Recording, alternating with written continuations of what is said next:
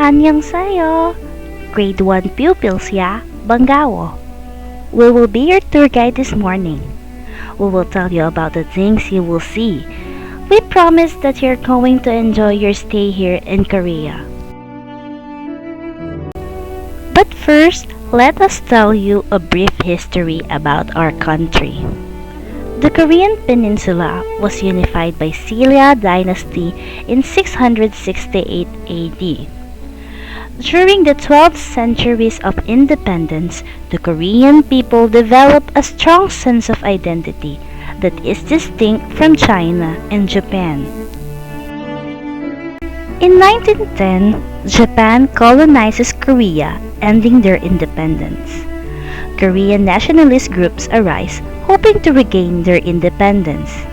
Some associated with the Chinese and Soviet communists. Others hope to gain favor in Western countries like the US.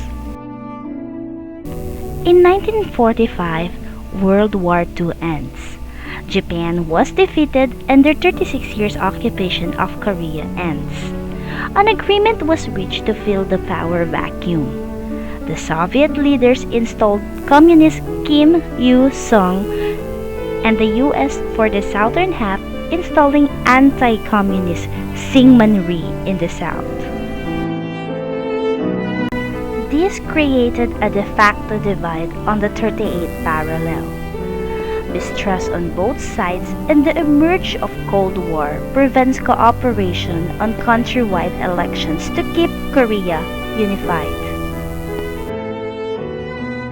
On August 15, 1948, Syngman Rhee declares the formation of the Republic of Korea in Seoul, claiming jurisdiction over all of Korea.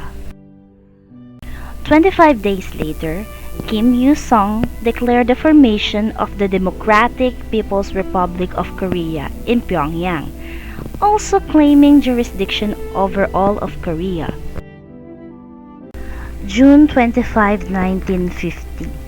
Confident of a quick victory and driven by the drive to control all of Korea, Kim Il-sung, backed by the Communist Soviet Union and China, launched an attack in South, and the Korean War begins. The US intervenes, hoping to push the North back. The war devastates the entire peninsula, tearing family support and losing the lives of millions. July 27, 1953, the conflict ended with a ceasefire. However, the two nations officially remain at war because a peace treaty was never signed.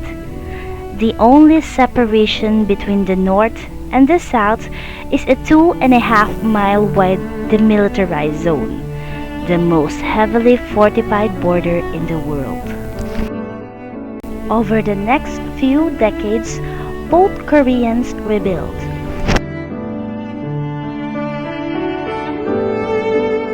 In North Korea, massive effort was put in propaganda campaigns to create a personality cult around Kim Il-sung, their eternal president. The heart of North Korea ideology ingrains the attitude of self-reliance in order to resist foreign invasion and guard against outside intervention.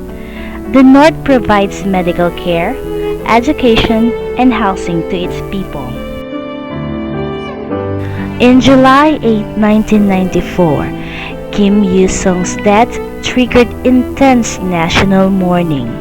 His son, Kim Jong-il, prepared for power decades in advance, replaced him as a leader. Under Kim Jong-il's military-first policy, precious resources are removed from the North Korean people in massive effort to develop nuclear weapons.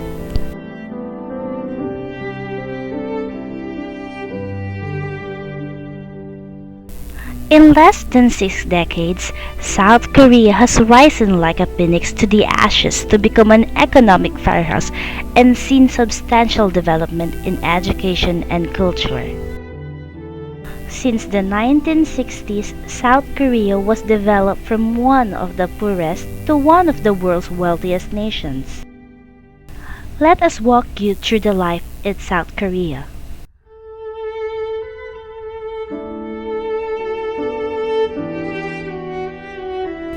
Welcome to the Cherry Blossoms Festival. Cherry Blossoms Festivals takes place across the peninsula. Here, you can experience the Gyeonghangje Festival. It is held annually at the beautiful naval port of the city of Jinhae. This is the largest cherry blossoms festival in the country, drawing over 2 million tourists every year. With its stunning tunnel of cherry blossom trees, cherry blossom lasts from 5 to 10 days.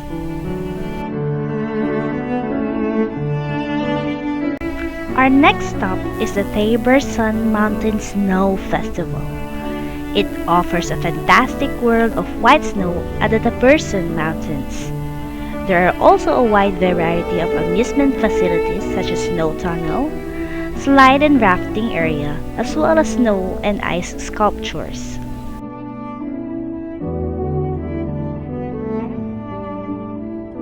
Let's now walk over the Seoul Lantern Festival. It is celebrated every spring in honor of Buddha's birth. During the festival period, thousands of lanterns, each with unique design, will be lit on the streets.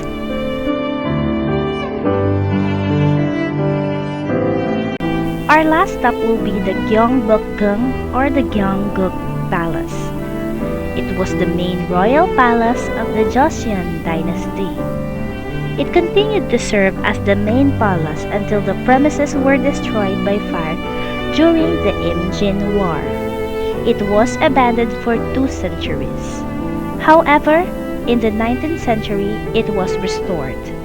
In the early 20th century, it was systematically destroyed by Imperial Japan. Today, it houses the National Palace Museum of Korea and serves as one of the country's famous tourist spots.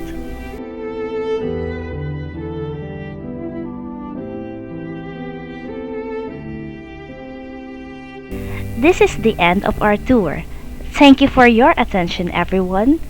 In behalf of the Grade 1 pupils and Teacher Rose, we wish you a pleasant and memorable vacation here in Korea. Again, Daedanhae Gamsahamnida. Now, can we interest you to try some Korean dishes that we prepared while listening to Korea's folk song Arirang?